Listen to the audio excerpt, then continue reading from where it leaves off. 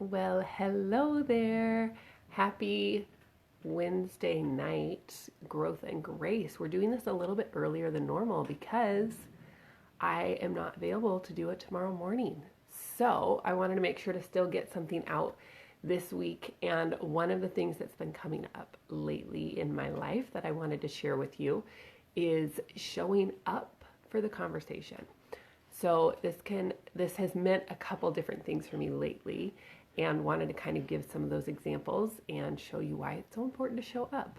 And yeah, so I'll just dive in. So a couple of the examples. One of them was I was sharing some really exciting news with one of my girlfriends, and you know how you have exciting news and you have key people that you'll start off telling, right? Like there's sometimes you have exciting news and you're like, I want everyone to know, so you just do a post on Facebook. But some exciting news, you're like, no, you've been with me, you've been walking with me through this. I want to share the exciting news with you personally. I'm reaching out to let you know this exciting news.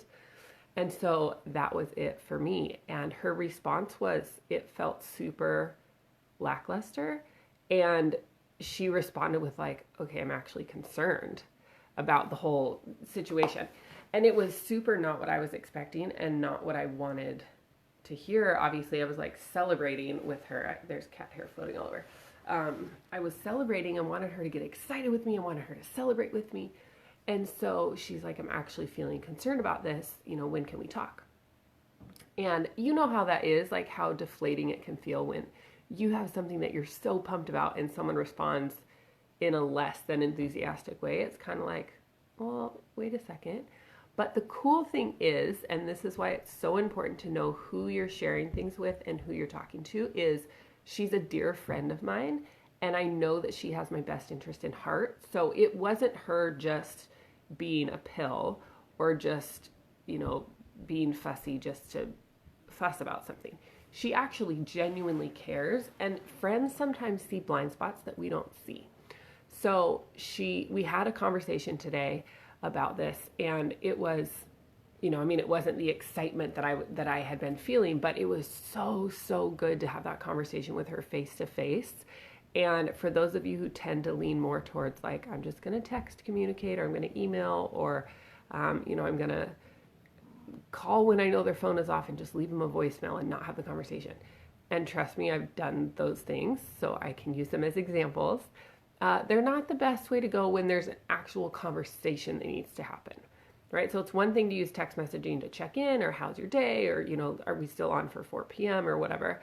But as far as an actual conversation, it's just not as effective. And I understand how tempting it is to want to just write everything out and send it in an email and just be done and say, I've communicated my piece. I know that now they've heard from me and they can do with the information what they want to do with it. But showing up for an actual conversation is what's going to be a game changer. So her and I were able to talk through this. I was able to share like my perspective as the one who was walking through the scenario and share with her where I was at.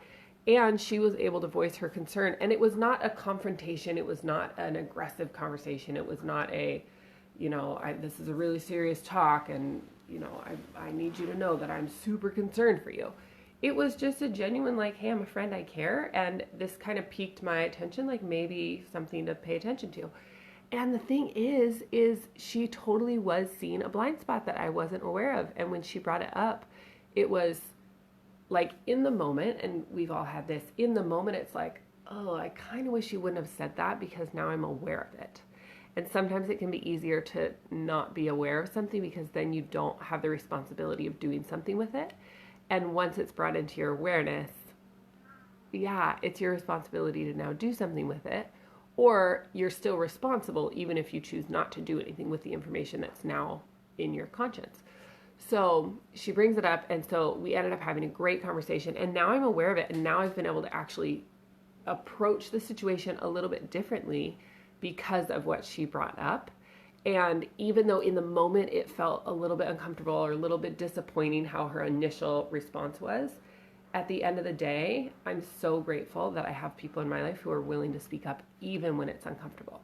So notice who you're talking to, and notice that even if their response isn't what you were hoping, recognize that it's with your best interest at heart.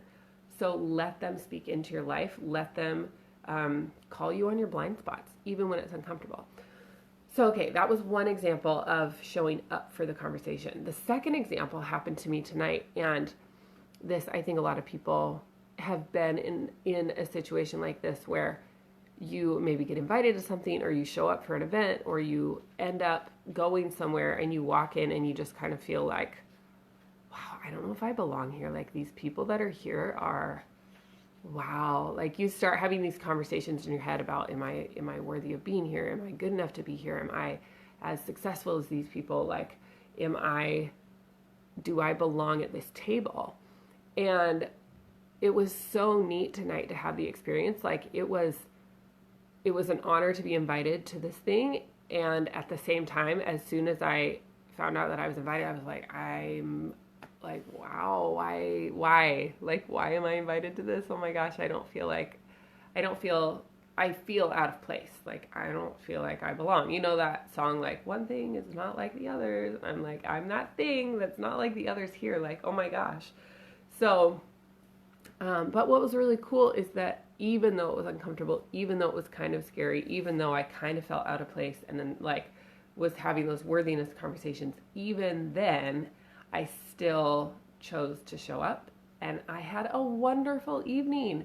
And so it's super easy to get caught up in our own selves and our own, making things up about, what are they going to think? What am I, who am I to be here? But at the end of the day, like, people are people, and you can relate to people, whether they're, wherever you feel like you're at in life, wherever you feel like they're at in life, there's always something you can relate to.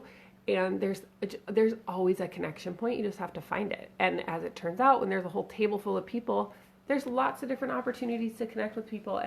And you hear conversations going on over here, and you can like pick up on similarities and think, oh my gosh. And I learned tonight one of the ladies there was also from Washington. And so it was just like, oh my gosh, now we have that we can talk about. And we didn't touch on it a ton tonight, but now we can in the future. So let yourself simply show up for the conversations, because I could have RSVP'd no because I didn't belong, because I didn't feel like I was good enough to be there, whatever my reasons.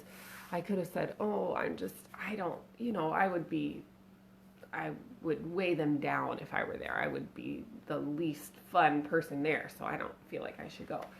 But the thing is, they had the choice to not invite me, and they invited me. So that tells me they actually wanted me there. So it's these kind of conversations we have in our head that we get to change, because people invite you because they want you there. And I know that's a lesson that I still, even to this day, am still walking through, because for so many years I isolated, and there was a teeny tiny part of me that wanted to be invited, because of course you want to feel like you belong, you want to feel like people want you there. But most of me hoped they didn't, because I hated saying no. But I also really for sure didn't want to go, because I didn't want to talk about my life, because I wasn't happy with my life. So anyway, it's such an interesting, it's just so interesting to get these different perspectives and to start realizing these things about yourself, and to recognize that even though I've done a ton of personal development work and I really taken ownership over my life, I still have these thoughts come up, and it's still a daily thing to flip that in my mind and say, you know what, Susan, actually that's not accurate, the way that you were thinking about the fact that you're not worthy, or they wouldn't want you there. That's not true. And so recognize it and stop yourself, and then redirect the conversation into something affirming and positive. So that's it. That's what this early Growth and Grace episode is really just talking about, showing up for the conversation, even when it feels uncomfortable, even when it feels maybe out of your league, or even if it feels like, oh, I don't know that I am totally 100%, I don't know what I'm going to say in the moment. Like, still show up. That's the part you got to get yourself to do first, because you can't have a conversation if you're not there for it. So show up for the conversation, and we'll see you next week. Growth and Grace, Thursdays at 6 a.m. Pacific, 9 a.m. Eastern, with the rare exception like tonight that will be at a different time, because I'm not available at 6 a.m. on Thursday. So once in a while that happens, and I'll still do a Facebook Live so that we stay on track. I hope you have a phenomenal evening, or morning if you're not watching this till morning, and we'll see you next week. Bye for now.